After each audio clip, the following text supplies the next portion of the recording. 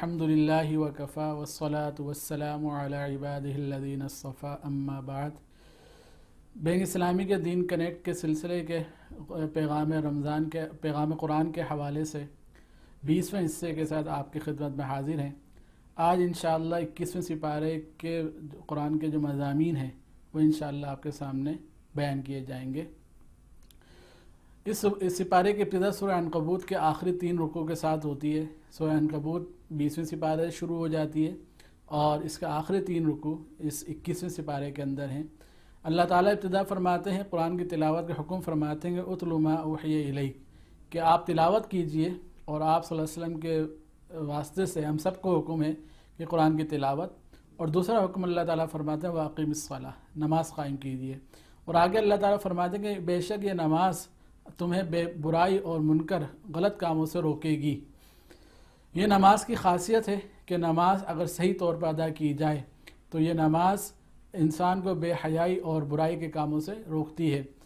और हमें इस बात पर तवज्जो देनी चाहिए कि अगर हमारी नमाज हमें बेहयाई और बुराई के कामों से नहीं रोक रही तो कहीं हमारे नमाज के अंदर कमी है, नमाज के खुशू के अंदर कमी है, नमाज को अदा करने में कमी है। नमाज का ये हक़ है कि हम उसको उसके वक्त पर अदा करें, उसके साथ नमाज का ये भी हक़ है कि हम उसको खुशू खुजू के साथ अदा करें, इस तरीक़े से अदा करें गोया कि हम अल्लाह ताला के सामने खड़े, इस बात का ख्याल हमारे दिलों में हो। और उसके लिए फिर हम कोशिश करें और जब नमाज़ पढ़ रहे हों तो इस बात पर तवज्जो कि हम नमाज में क्या अल्फाज अदा कर रहे हैं, इसी पर तवज्जो होगी तो हमारी तवज्जो नमाज की तरफ इंशाअल्लाह हो जाएगी। और वो वक्त दूर नहीं है जब हम इस ध्यान के साथ नमाज़ पढ़ रहे होंगे कि अल्लाह ताला के सामने खड़े हैं, अल्लाह ताला हमें देख रहा है। तो ये ख्याल हमारे फिर नमाज के बाहर भी रहेगा। और जब ये ख्याल हमारे नमाज के बाहर रहेगा कि अल्लाह ताला हमें देख रहा है तो यकीनन फिर हम बुराई के कामों से और गलत कामों से इंशाअल्लाह बचते रहेंगे। फिर कुरान इस सूरत के अंदर आगे जो मज़मून बयान किया गया है वो ये कि अल्लाह ताला ने नबी करीम सल्लल्लाहु अलैहि वसल्लम उम्मी थे, नहीं बिल्कुल आप सल्लल्लाहु अलैहि वसल्लम उम्मी लक़ब, यानी आप सल्लल्लाहु अलैहि वसल्लम बिल्कुल यानी पढ़े लिखे नहीं थे। और आप सल्लल्लाहु अलैहि वसल्लम की ज़बान अक़दस से अल्लाह ताला ने ये कुरान पाक को जारी फरमा दिया। तो ये कम मौजिज़ा है कि एक बिल्कुल ऐसा शख्स जिसने कभी किसी हाथ से कुछ लिखा नहीं और वो जो है इतने फसी व बलीग कलाम कह रहा है, तो ये कुरान आप सल्लल्लाहु अलैहि वसल्लम के नबी होने पर और कुरान पाक का अल्लाह ताला के कलाम होने पर एक वाज़ेह दलील है। और यानी कुफ़ार मक्का जो मुख्तलिफ़ शुबहात और इश्कालात करते हैं उसका जवाब है कि ये कुरान अल्लाह ताला की तरफ से ऐसा नहीं है। अगर आप सल्लल्लाहु अलैहि वसल्लम कुछ पढ़े लिखे होते तो ये बात कही जाती कि कहीं से ये किस्से कहानियाँ घड़ ली हैं, कहीं से किस्से कहानियाँ जमा करके लेकर आ गए हैं। तो अल्लाह ताला ने कुरान के मौजज़े होने को बयान किया है। फिर उसके बाद अल्लाह ताला ने इस दुनिया की बेसबाती को बयान किया है कि ये दुनिया लहव लाइब के अलावा कुछ नहीं है। और हकीकत यही है। अगर आज हम खड़े होकर अपने बचपन को देखें और बचपन में जो मुख्तलिफ़ खेलों में होने वाली लड़ाइयाँ उसको याद करें तो हमें समझ में आ जाएगा कि वाक़तन ये दुनिया तो लहव लाइब के अलावा कुछ नहीं है। और यकीनन जब इस दुनिया से हम चले जाएंगे तो वाक़तन फिर हमें इस बात का अंदाज़ा हो जाएगा कि यार ये वो जो वक्त था दुनिया के अंदर वो तो एक खेल कूद था, असल काम तो अभी शुरू है जब आखिरत की ज़िंदगी शुरू होगी। तो उस वक्त के आने से पहले हम इस बात को समझ लें कि दुनिया की मोहब्बत के पीछे, माल दौलत की मोहब्बत के पीछे हम अल्लाह ताला को तो ना छोड़ें। और इस सूरत के आखिर में एक अहम उसूल बयान फरमा दिया कि वो लोग जो अल्लाह ताला की राह में कोशिशें करते हैं, अल्लाह ताला को पाने की कोशिश करते हैं, तो लनहदियन्नहुम सुबुलना, तो हम उनको खूब उनकी राह तक और उनकी मंजिल तक पहुंचा देते हैं। तो कोशिश करना, हिम्मत करना और अल्लाह ताला को चाहने के लिए अपने आप को लगा देना, ये शर्त है। जब हम अल्लाह ताला को चाहने के लिए और अल्लाह ताला की तरफ बढ़ने के लिए कोशिश करेंगे तो इंशाअल्लाह अल्लाह ताला ज़रूर हमें राह हक़ दिखा देंगे। तो इन लोगों के लिए सबक है जो कई दफ़ा कहते हैं कि हमें हिदायत कैसे मिलेगी। तो बहरहाल कोशिश करना शर्त है। जब इंशाअल्लाह हम कोशिश करेंगे तो ज़रूर हमें सिरात मुस्तकीम और राह हिदायत भी इंशाअल्लाह मिल जाएगी। सूरह रूम 21वें सिपारे के हम मज़ामीन का जिक्र कर रहे थे।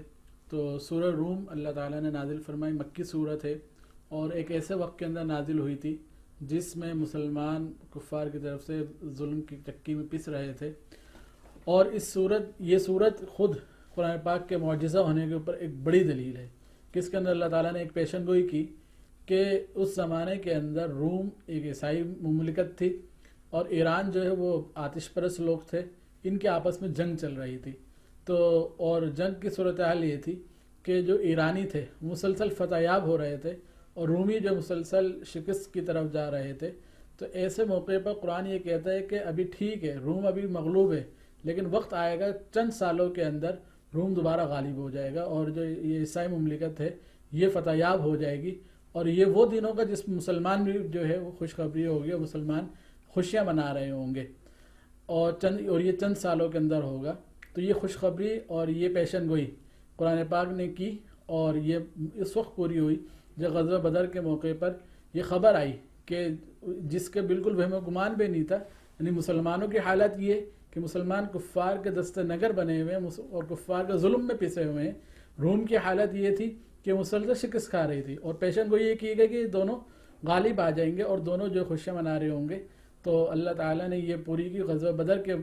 موقع پر، جب مسلمانوں کو ایک تھوڑی سی یعنی چھوٹے سے جماعت نے کفار کو نہ صرف شکست دی، اور دوسری طرف سے یہ خبر بھی آ گئی کہ روم جو کہ اس پہلے مغلوب تھا اب وہ غلبے کی طرف جا رہا ہے اور جیت کی طرف جا رہا ہے، اور جو ایرانی تھے وہ شکست کی طرف جا رہے ہیں۔ تو مسلمانوں کی تھوڑی ہمدردیاں رومیوں کے ساتھ اس لیے تھی کہ وہ بھی اہل کتاب تھے، جبکہ مشرکین کی جو تھوڑی ہمدردیاں تھی وہ ایرانیوں کے ساتھ تھی کہ جس طرح یہ بھی مشرک تھے اور وہ بھی مشرک تھے۔ تو بہرحال قرآن کی یہ ایک پیشن گوئی پوری ہوئی، اور یہ قرآن پاک کے اللہ تعالیٰ کے کلام ہونے پر اور ایک معجزہ ہونے پر دلیل ہے۔ اس صورت کے جیسے عرض کیا کہ مکی صورت ہے، تو اللہ تعالیٰ نے توحید رسالت کے اوپر مختلف اللہ تعالیٰ کی قدرتوں کے مظاہر یعنی اس کائنات سے اللہ تعالیٰ نے بیان فرمائے کہ اللہ تعالیٰ، اور اس سے اس بات کو ثابت کیا ہے کہ وہ ذات جو کہ تمام چیزیں کرنے پر قادر ہے وہی پھر ذات ہے جو کہ عبادت کے لائق ہے اور توحید کے لائق ہے۔ اس میں اللہ تعالیٰ نے ایک بات تو یہ بیان فرمائی کہ اللہ تعالیٰ نے انسان کو مٹی سے پیدا فرمایا، انسان کو اللہ تعالیٰ نے مٹی سے پیدا فرمایا ہے، اور اس کے بعد پھر صرف یہ نہیں کہ اللہ انسان کی پیدائش، اور اس کے بعد پھر اللہ تعالیٰ نے جوڑے کی صورت میں انسان کو بنایا، اور اس بات کو اللہ تعالیٰ نے بیان فرمایا کہ اس انسان کی جنس سے ہی عورت کو اللہ تعالیٰ نے بنایا، اور اس کے نتیجے میں اور ان کے آپس میں اللہ تعالیٰ نے محبت اور رحمت رکھ دی۔ پھر مزید اللہ تعالیٰ کی نشانیوں میں سے یہ کہ انسان ہے، لیکن کوئی پشتو بولتا ہے، کوئی فارسی بولتا ہے، کوئی انگلش بولتا ہے، کوئی اردو بولتا ہے، مختلف زبانیں اللہ تعالیٰ نے کر دی۔ تو اللہ تعالیٰ نے کہا کہ یہ بھی اللہ تعالیٰ کی نشانیوں میں سے ہے۔ مزید اللہ تعالیٰ کی طرف نے نشانیوں میں یہ بات بھی شامل فرمائی کہ اللہ تعالیٰ نے دن کام کے لیے دیا اور رات اللہ تعالیٰ نے آرام کے لیے دی، اور اللہ تعالیٰ نے اس صورت کے اندر آسمانی بجلی اس کو بھی اپنی نشانی کے طور پر بیان کیا کہ بظاہر یہ لگتا ہے کہ جو آسمانی بجلی ہے یہ کڑک اور نقصان بھی بعض اوقات پہنچاتی ہے، لیکن دوسری طرف انسان کو اس بات کی بھی امید ہوتی ہے کہ اس کے نتیجے میں بارش آ رہی ہے، اور بارش کے نتیجے میں زمین آباد ہوگی اور انسان اپنے پھل پھول اور دیگر جو ہے وہ انسان کو چیزیں حاصل ہوں گی۔ اس کے ساتھ ساتھ اللہ تعالیٰ نے اپنی نشانیوں میں آسمان کو بتایا کہ آسمان کو اللہ تعالیٰ نے ایک ایسی چھت بنا دیا جس کے اوپر بغیر کسی ستون کے، تو یہ بھی اللہ تعالیٰ کی نشانیوں میں سے ہے۔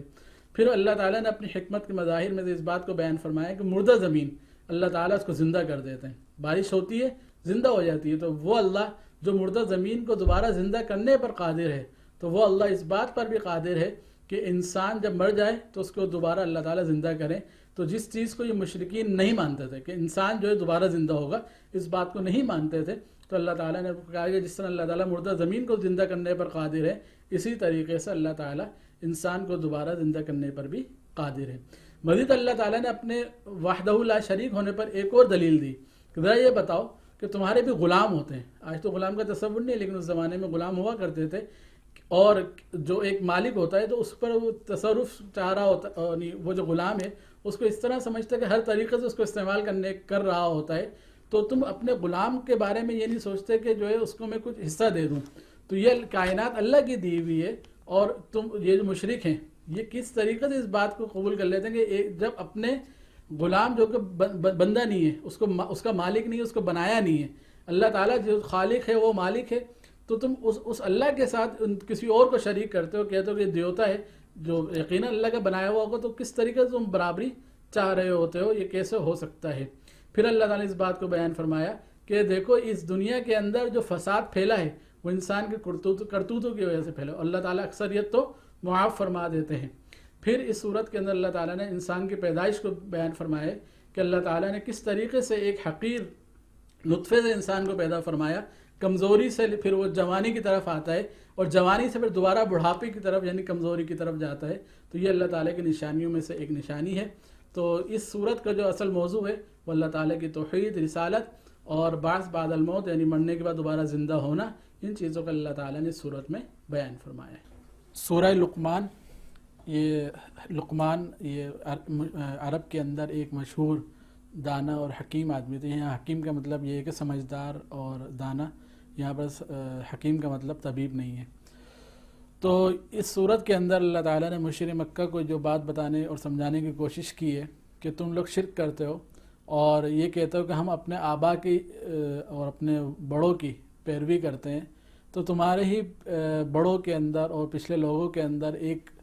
بہت ہی دانا اور بہت عقل مند جن کے قصے تمہارے سامنے ہیں, اور وہ ان کا جو کام, ان کی جو بات ہے وہ یہ کہ وہ بھی شرک سے نفی کرتے ہیں اور توحید کے قائل تھے. تو حضرت لقمان کا قصہ چونکہ صورت میں ہے اس لیے اس صورت کو سورہ لقمان کہا جاتا ہے. ابتدائی صورت کے اندر اللہ تعالیٰ نے نیک لوگوں کی نشانیاں بیان فرمائی کہ نیک لوگ کیا کرتے ہیں. تو اس میں اللہ تعالیٰ نے 3 نشانیاں بیان فرمائی کہ وہ لوگ نمازیں قائم کرتے ہیں, زکوٰۃ ادا کرتے ہیں اور آخرت پر یقین رکھتے ہیں.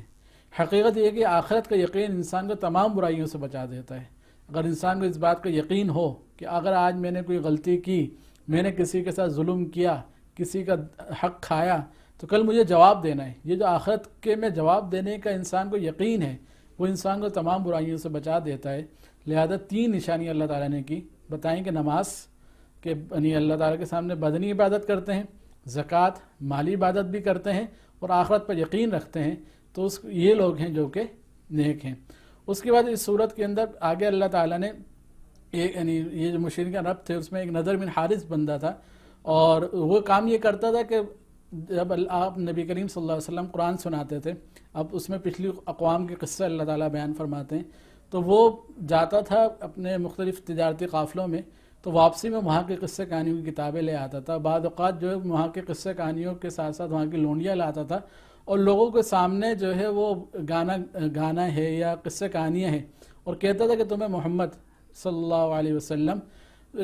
تمہیں عاد اور سمود کے قصے سناتے, میں تمہیں جو ہے عجم کے لوگوں کے وہاں کے بادشاہوں کے قصے سناؤں. جو قرآن سے لوگوں کو دور کرنے کے لیے وہ لہو لعب کے جو کام کیا کرتا تھا, یعنی جس میں گانے بجانے کی محفلیں بھی ہو گئی, قصہ گوئی کی محفلیں بھی وہ سجاتا تھا. تو اللہ تعالیٰ نے اس کی مذمت فرمائی ہے, اور اس سے یہ بات ثابت ہوتی ہے کہ کوئی بھی ایسا کام جس کے نتیجے میں انسان اپنے فرائض و واجبات سے غافل ہو جائے تو اسلام میں وہ پسندیدہ نہیں ہے. تو ہمیں بھی دیکھنا چاہیے کہ آج کل کے حالات کے اندر ہم مختلف بعض اوقات گیموں کے اندر لگے ہوئے ہوتے ہیں, بعض اوقات اسپورٹس میں لگے ہوئے ہوتے ہیں اور اپنے جو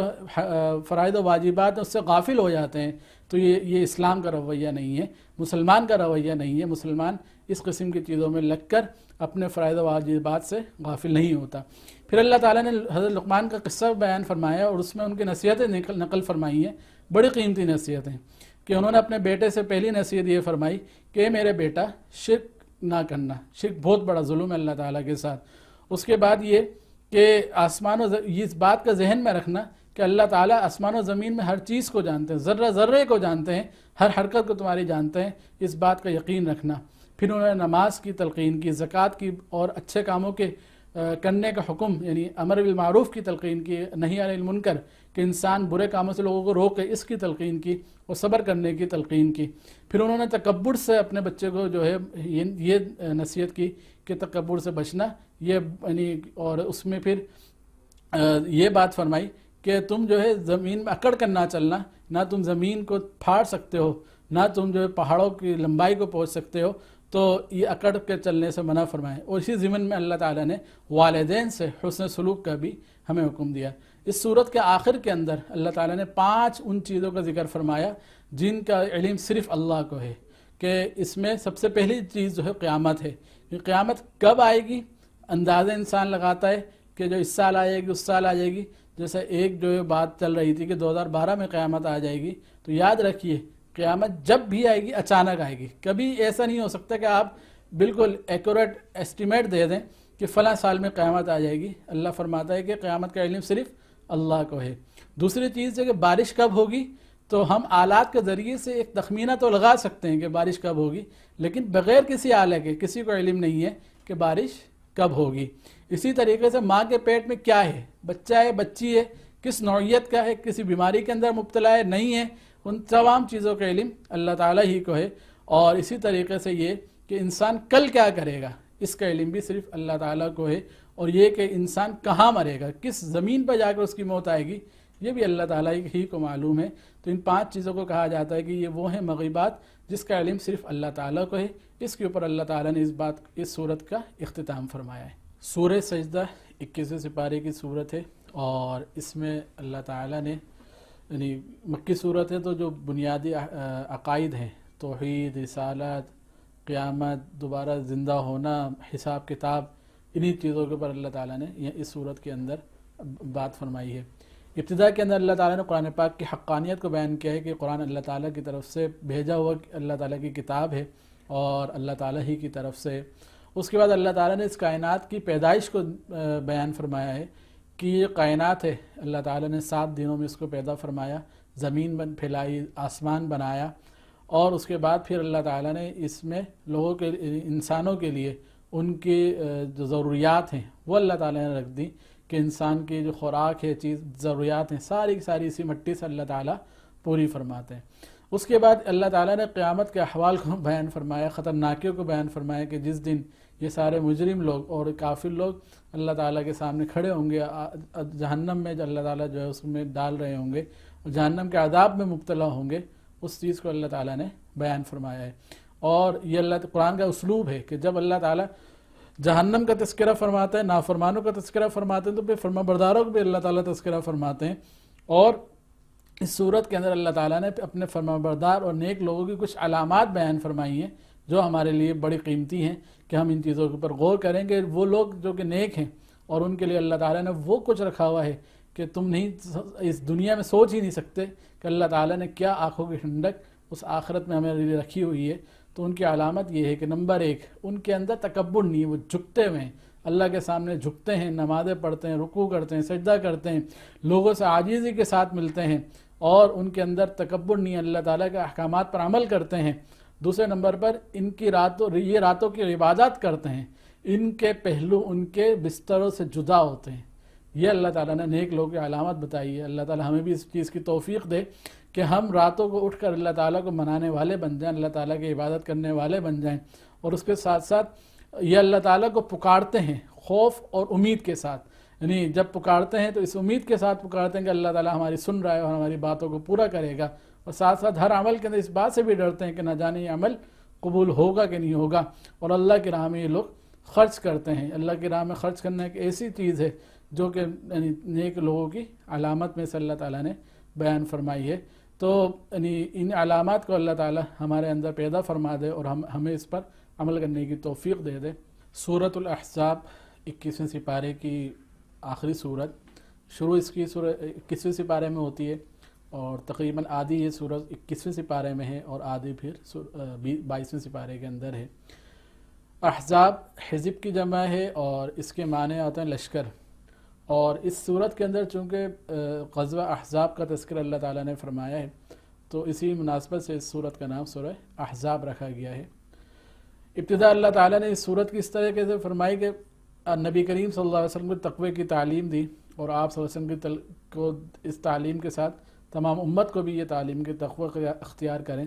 اللہ تعالیٰ سے ڈریں. اور ڈرنے کا مطلب یہ ہے کہ ہم گناہوں کو چھوڑ دیں اور اللہ تعالیٰ کی نافرمانیوں سے بچیں. قرآن کی اتباع کرنے کا حکم دیا گیا اور اللہ تعالیٰ پر توکل کرنے کا حکم دیا گیا. اس کے بعد اس صورت کے اندر اللہ تعالیٰ نے کچھ غلط فہمیاں جو اس وقت مکہ یعنی عرب کے اندر تھیں ان کو اللہ تعالیٰ نے صاف کیا اور ان غلط فہمیوں کو دور کیا. جس میں سے ایک غلط فہمی یہ تھی کہ شاید کسی کے دل اپنے سینے میں 2 دل ہو سکتے ہیں. تو اللہ تعالیٰ نے کہا کہ نہیں، کسی کے سینے میں 2 دل نہیں ہو سکتے، کہ یہ ہو کہ ایک میں ایمان ہو اور ایک میں کفر ہو. اور ساتھ ساتھ یعنی جب یہ 2 دل نہیں ہو سکتے، اسی کے ساتھ ایک یعنی یہ ان کو غلط فہمی تھی کہ ایک ہی سینے میں 2 دل ہو سکتے ہیں، ایک میں ایمان اور کفر یا منافقت ساتھ چل سکتی ہے، تو فرمایا کہ ایسا نہیں ہے، یا تو ایمان ہے یا پھر کفر ہے۔ اس کے ساتھ ایک اور غلط فہمی جو کہ منہ بولے بیٹے کے بارے میں تھی، وہ لوگ یہ کہتے تھے کہ منہ بولا بیٹا ایسا ہی ہے جیسا کہ اصلی بیٹا ہوتا ہے۔ تو اللہ تعالیٰ نے فرمایا کہ ایسا نہیں ہے کہ جو ایک بندہ جس کا جو باپ ہے سگا باپ ہے، بس وہ ایک ہی باپ ہو سکتا ہے، ایک ہی ماں ہو سکتی ہے، سگی ماں اور سگا باپ دو نہیں ہو سکتے، ایک ہی ہوگا۔ اور اس میں ایک لطیف اشارہ اس بات کی طرف ہے، جب ماں باپ ایک ہیں تو اسی طرح پیدا کرنے والا بھی ایک ہی ہوگا۔ اللہ اگر پیدا کرنے والا ہے تو اللہ تعالیٰ کی ذات ہی پیدا کرنے والی ہے، اس کے ساتھ کسی اور کو شریک ہم نہیں کر سکتے کہ کوئی اور بھی اس انسان کو پیدا کرنے والا ہے، اس کائنات کو پیدا کرنے والا ہے۔ تو اس حوالے سے اللہ تعالیٰ نے بتایا کہ منہ بولا بیٹا وہ یعنی بیٹا نہیں ہوتا، بلکہ اس کے ساتھ وہی احکامات ہوں گے جو کہ ایک اجنبی کے ساتھ ہوتے ہیں۔ اس کے ساتھ ساتھ نبی کریم صلی اللہ علیہ وسلم کی جو بیویاں تھیں ان کے بارے میں اللہ تعالیٰ نے اعلان فرما دیا کہ یہ امہات المؤمنین ہیں۔ آگے پھر 2 رکوع کے اندر اللہ تعالیٰ نے غزوہ احزاب اور غزوہ بنو قریظہ ان کے احوال کو بیان کیا ہے۔ ایک 5 ہجری کے واقعات ہیں جس کے اندر غزوہ احد اور غزوہ بدر کی شکست کے بعد کفار مکہ نے ارد گرد کے دیگر قبائل کو بھی جمع کر کر مدینے پر حملہ کیا، اور ان کی تعداد 10 سے 15 ہزار تھی، جبکہ مسلمان 3 ہزار میں تھے۔ حضرت سلمان فارسی رضی اللہ تعالیٰ عنہ کے مشورے پر جہاں جہاں سے اس بات کی اندیشہ تھا کہ مدینے پر حملہ ہوگا، وہاں خندقیں کھودی گئیں۔ تو اس حوالے سے اس صورت کو یعنی اس غزوے کا نام غزوہ خندق بھی ہے اور غزوہ احزاب بھی ہے۔ اور یہ واقعات اللہ تعالیٰ نے کہ پھر اللہ تعالیٰ کی مدد آئی، یعنی سب نے مل کر حملہ کیا، اور ایک پریشانی کے اندر مسلمان آ گئے، اور یہ حضرت سلمان فارسی کی رائے سے خندقیں کھود دی گئیں۔ تو اس طریقے سے ان کا مقابلہ کیا گیا، اور پھر اللہ تعالیٰ کی مزید نصرت یہ کہ آندھی آئی، طوفان آئی، جس سے ان کے خیمے تک اکھڑ گئے۔ تو اس طرح اللہ تعالیٰ نے بغیر کسی لڑائی کے اس میں فتح نصیب فرمائی، اور خود ان کے آپس میں پھوٹ پڑ گئی۔ اور اس موقع پر اللہ تعالیٰ نے ایک چیز بیان فرمائی کہ اللہ کے نبی کے اندر تمہارے لیے بہترین نمونہ ہے۔ تو یہ اگرچہ خاص اس واقعے کے ساتھ ذکر فرمائی گئی ہے، لیکن مفسرین کہتے ہیں کہ اس کے معنی عام ہیں کہ نبی کریم صلی اللہ علیہ وسلم کی ذات اقدس ہر حوالے سے ہمارے لیے نمونہ ہے، یعنی وہ چاہے سیاست ہو، چاہے معاشرت ہو، ایک خانگی زندگی ہو، ہر حوالے سے نبی کریم صلی اللہ علیہ وسلم کی زندگی ایک بہترین نمونہ ہے۔ اگر ہم ایک بہترین زندگی گزارنا چاہتے ہیں تو ہمیں نبی کریم صلی اللہ علیہ وسلم کی کامل اتباع کرنی پڑے گی۔ ہر حوالے سے نبی کریم صلی اللہ علیہ وسلم کے جو معاملات ہیں، چیزیں ہیں، حالات زندگی ہیں، ہم اس کا مطالعہ کریں اور اس کے اوپر عمل کریں، یہی بہترین نمونے کا مطلب ہے۔ اور اس صورت یعنی وہ حصہ جو کہ 21 سپارے کا آخر میں ہے، اس میں امہات المؤمنین کے ایک یعنی اس بات کو ذکر فرمایا گیا ہے کہ انہوں نے جب یہ دیکھا کہ مال غنیمت آ رہا ہے اور ایک فراوانی کی صورت آ رہی ہے، تو انہوں نے نبی کریم صلی اللہ علیہ وسلم کی خدمت میں کچھ مطالبات رکھے۔ تو اس پر اللہ تعالیٰ نے کہا کہ یہ جو امہات المؤمنین کا درجہ بہت بڑا ہے کہ امت کی مائیں ہیں، تو ان کے دنیا کی چیزوں کی طرف رغبت اللہ تعالیٰ کو پسند نہیں آئی، اور اللہ تعالیٰ نے یہ بات فرمائی کہ آپ صلی اللہ علیہ وسلم فرما دیجیے اگر تمہیں دنیا کی چیزیں چاہیے تو ٹھیک ہے، تمہیں بہت سہولت کے ساتھ اور بہت اچھے طریقے سے تمہیں رخصت کر دیتا ہوں، باقی اگر اللہ چاہیے، رسول چاہیے، تو اس صورت میں پھر یہ چیزیں نہ مانگو۔ اور وہ بھی بہت عظیم ہستیاں تھیں، ان کو جب یہ اختیار ملا تو انہوں نے کہا کہ ہم اللہ اور اس کے رسول کو اختیار کرتے ہیں۔ بہرحال یہ ان کی فضیلت تھی کہ اللہ اور اس کے رسول اختیار کیا، تو اللہ تعالیٰ نے یہ قرار دیا کہ یہ امت کی مائیں ہیں، اور ماں کی طرح جس طرح ماں محرم ہوتی ہے، اسی طرح امہات المؤمنین بھی امت کی ماں یعنی امت کے لیے محرم کا درجہ رکھتی ہیں۔ لہذا نبی کریم صلی اللہ علیہ وسلم کے وصال کے بعد بھی کسی مسلمان کو اس بات کی اجازت نہیں کہ وہ امہات المؤمنین میں سے کسی سے نکاح کر پاتا۔ تو یہاں تک الحمدللہ ہمارے 20واں حصہ ہمارے پیغام قرآن جو سلسلہ چل رہا ہے اس کا مکمل ہوتا ہے، اور انشاءاللہ اگلے حصے کے ساتھ پھر حاضر ہوں گے۔ السلام علیکم۔